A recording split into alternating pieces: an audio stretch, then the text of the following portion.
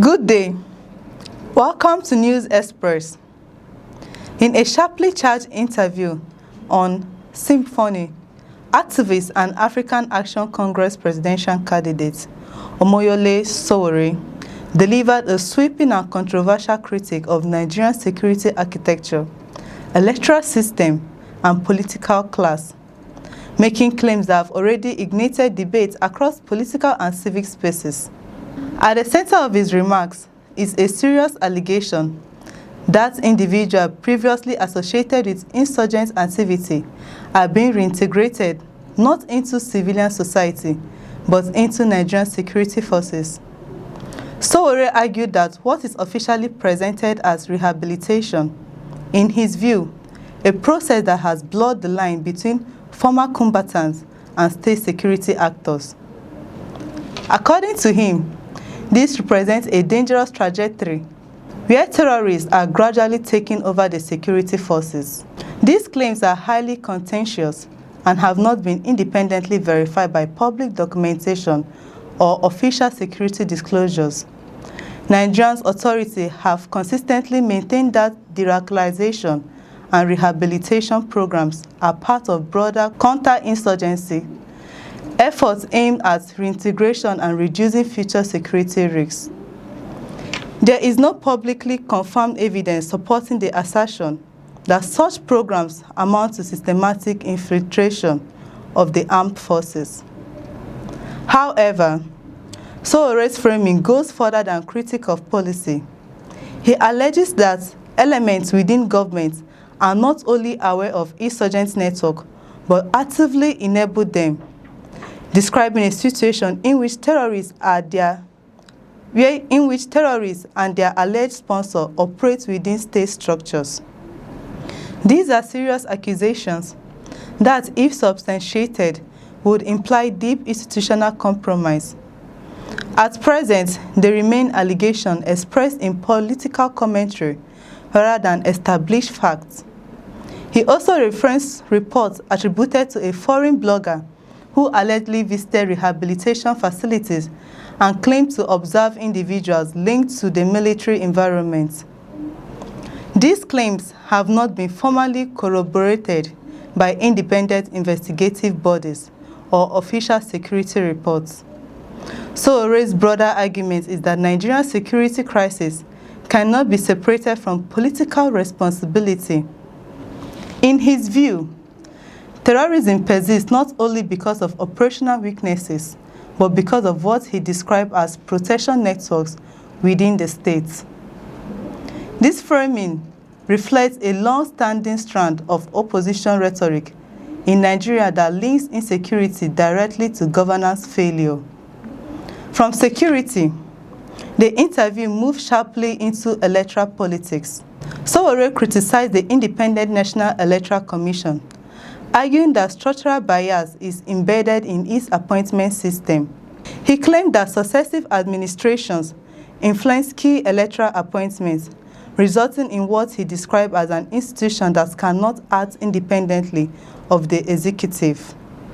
While debates over electoral independence in Nigeria are not new, INEC operates under constitutional provisions that involve executive nomination and legislative confirmation.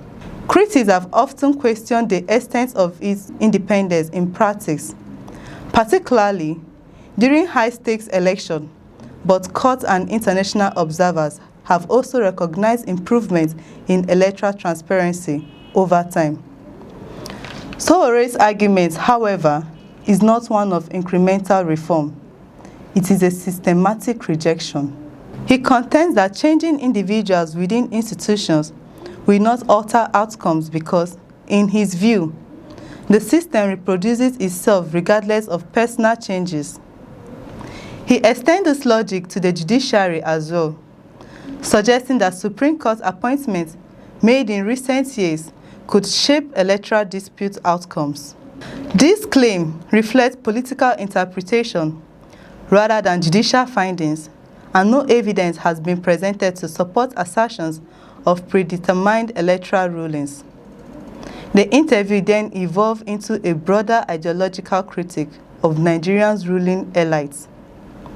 Sowore rejected the idea of recycling former office holders into new administrations, arguing that Nigeria's political class has failed to deliver meaningful development outcomes. He cited historical comparisons, including the decline of Nigeria's national career and the rise of aviation giants in other countries, to illustrate what he sees as long-term governance failure. For context, Nigerian Airways ceased operations in the early 2000s, following years of financial distress, operational efficiency, and structural challenges. Meanwhile, global airlines such as Emirates and Qatar Airways expanded significantly over the same period, benefiting from different economic models and state investment strategies. Sowore uses this contrast to argue that Nigeria's decline is rooted in leadership choices rather than external constraints alone. His conclusion is uncompromising, that Nigeria's current political actors should not be entrusted with future governance. Instead, he calls for what he described as a generational and ideological break, urging voters to support new political movements, including his own platform, the African Action Congress. He frames this as a necessary rupture rather than gradual reform. He also pointed to voter registration figures, claiming that Nigeria has a large untapped electorate that could reshape outcomes if mobilized. Independent data from past elections does show significant voter apathy, with turnout rates often below 40%. This gap between registered voters and actual turnout has been a recurring feature of Nigeria's democratic process and continues to shape debates about political participation. Sowore's call is ultimately one of political replacement. He argues that entrenched elites across parties should be retired through the ballot box and replaced with a new leadership. He represents this as the only viable path to national renewal, rejecting coalition-based reform strategies that could include established political actors. Yet, this position also highlights a long-standing tension in Nigerian politics, whether systematic change can emerge through reform of existing institutions or requires complete political replacement.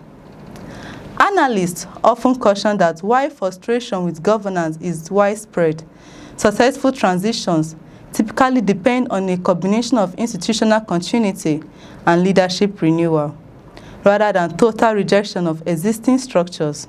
The interview ends on a broader note of disillusionment with Nigeria's leadership trajectory, reflecting concerns about insecurity, governance performance, and national direction. Sowore's remarks, while politically charged and influential within opposition cycles, remain part of a contested public debate rather than established institutional facts.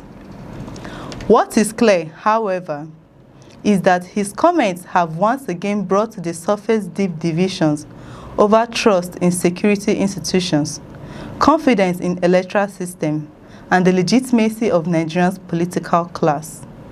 As the country moves towards another election cycle, these questions are likely to remain central to political discourse, shaping not only campaigns but also the broader struggle over how Nigerians interpret power, accountability, and national direction.